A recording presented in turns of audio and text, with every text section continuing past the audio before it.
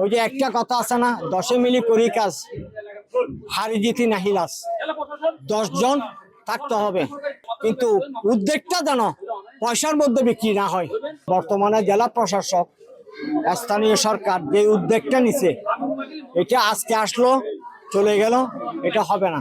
বর্তমান এই 17 বছরে পুকুরটাকে মানে জাল জালিয়াতি করে যেভাবে দখল, আপনার দেখছেন উত্তর পাশে বেষ্টনী দিছে। আসলে পুকুরে কোনো বেষ্টনী দেওয়া যায় না, আর পুকুর থাকলে সমাজের একটা পরিবেশ সুন্দর থাকে। আগে এই পুকুরে পানি পান করতো, এখন তো পান করার দূরের কথা, ছোঁয়াও যাচ্ছে না।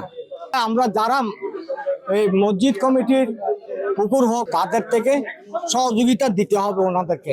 ওনাদের মানুষ সরজমিনে এসে দেখতে হবে।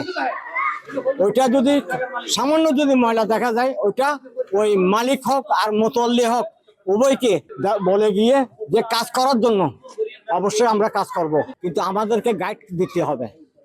আমরা যখন ওনাদের দ্বারস্থ হব, ওনাদের কাছে যখন আমরা যাব, ওনারা আমাদেরকে সহযোগিতা করতে হবে।